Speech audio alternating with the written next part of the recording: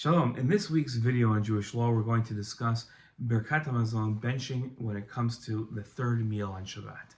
A lot of people have the custom of having that third meal on Shabbat at the end of Shabbat. Sometimes it's because it's a short Shabbat and there's really no other choice but to have it at the end of Shabbat.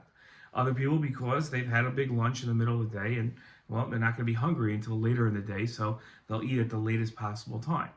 But what do we do about Birkat Hamazon when it comes to Seudat Shlishit? The problem that a lot of people run into is that their Birkat Hamazon is said after sunset on Shabbat day. That would mean that it could very well be that Shabbat is over.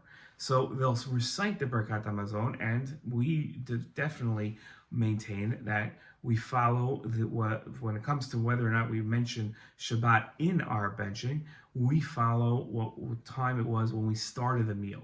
So as long as you start the meal before sunset, you're going to ensure that you say Ritzei. It's actually forbidden to start the meal after sunset. So you're going to start the meal before sunset, and then you're going to say Ritzei, the paragraph that mentions Shabbat in Birkat Hamazon. This leads to one more problem though.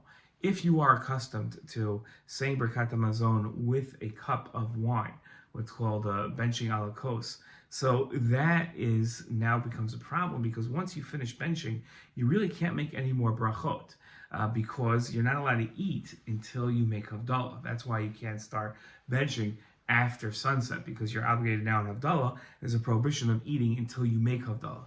So what do we do about the kos, the bench of that we benched on, after Shkia, now that after benching, what do we do with that kos? So a lot of people have the custom of setting it aside and using it for Havdalah. And that way, the kos doesn't go to waste, and the Bari Pergafen is made during Havdalah itself. And that's a perfectly legitimate custom. Other people are careful to avoid the entire problem by making sure that not only do they start their meal before Shkia, but they also recite Birkat Hamazon before Shkia. That could get a little challenging depending on a person's schedule on Shabbat, but obviously that would be the most ideal way of doing things. But there's nothing wrong with benching al kos after Shkia and then saving that kos for Havdalah, as is the common custom. Shalom.